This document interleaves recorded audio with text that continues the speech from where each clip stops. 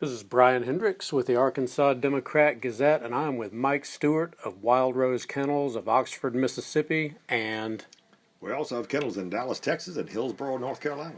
give us a little bit of an overview of what you're about, what you do with your dogs, and what niche your dogs fill. It was a very impressive display that we saw yesterday, and something I've quite frankly never seen before. Well, thank you for visiting. We specialize in British Labradors, imported British Labradors. We like them because of their size, their temperament, and their natural game-finding ability. We train them for upland and waterfowl. No electric collars, no force fetch, all positive reinforcement. And we can do ducks in the morning, quail in the afternoon, and come and watch the big screen TV. And we also do adventure dogs, a very popular program. They are prepared to go anywhere. They're hike, bike, camp, fish. They're just the best constant companions you could have on trail. So by the time one of your puppies comes out of your program, it is a full service, ready to do anything hunting dog. Right, whatever level the customer wants. The client sometimes only wants obedience training. Some want to take them through the adventure dog skills. Some want them finished on upland and waterfowl, and the other guy just wants a waterfowl dog. So we do custom dogs. None's produced exactly the same. Each one's a custom trained dog.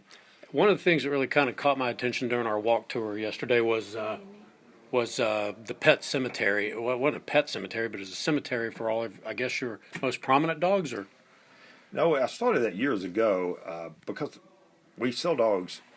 We call them the heritage dogs. They're generation after generation. We're stacking genetics. Now we're in our fourth generation of Wildrose dogs. What that gives you is genetic predictability and health, ability in the field, temperament. So we sort of know what we're producing. When you just take two dogs and crossbreed them, which we do not breed outside the kennel, they're all our own dogs. And so they're all proven in the field and in the home before they actually go into our breeding program. And then once they pass away, it's great to have them with us in a cemetery, so the clients that come back for another dog or their children come back, they can see the dog or the lineage that they grew up with. And so it's become quite a popular spot, very sad spot, but it's very popular with the clients to come back and say, we had one of those deep Drake puppies, we had one of those Baron puppies. I noticed when we went in there, you entered the pet cemetery and immediately took your hat off and put it over your chest, and that did not look to be a very sincere gesture. That was totally unconscious. I wasn't even paying attention. But yes, it's a real reverent place to me to go back and visit my best friends. I mean, I trained those dogs, and we travel the country with most of them.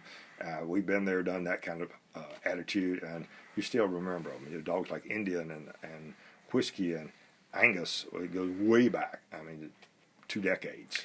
When it's all said and done, and you kind of look back over your place in hunting heritage, how do you want to see yourself and your dogs in the in the tableau of American hunting history?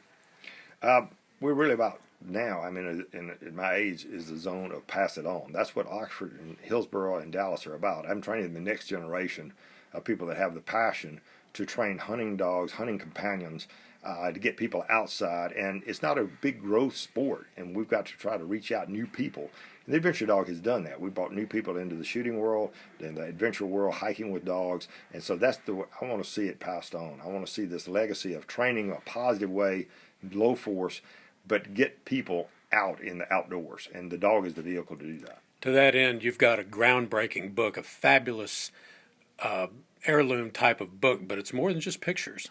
Well, thank you. It is the training methodology that we prescribed, and it was new for the publisher to sit down and to outline how the dog's trained. Orvis did the CAD drawings, for instance. The drawings in there are very, very accurate on how to train the dog. It's broken down into 3 big sections. One is the puppy up to 7 months old. Then there's the 7 to 14 month, the basic training, and then the chapters break down to upland, waterfowl, adventure travel, and health.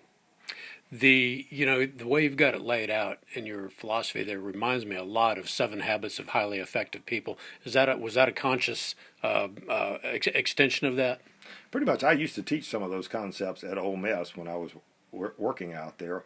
I did a lot of in-service training, and so those 7 habits, that's sort of the name of my little show, the 7 Habits of the Highly Successful Gun Dog. Right. I sort of coined that. What is the title of the book, and how can people get it? It is called Sporting Dog Retriever Training, The Wildrose Way. Many bookstores carry it. You can find it online at our website, uklabs.com or wildrosetradingcompany.com. We have a full service line of hunting dog and adventure dog gear that we have field tested. We take it out to the field and see if we can destroy it. And if my crew can't destroy it, you probably won't either. So we make sure it actually does what it's as advertised. The book is available there, and it's also available on Amazon. Excellent. Well, good luck, and thank you for your time. It was a real pleasure to visit with you all yesterday, and the most memorable demonstration of dog discipline that I've ever witnessed. It was a real treat. Well, I appreciate that, and we really appreciate you in Arkansas.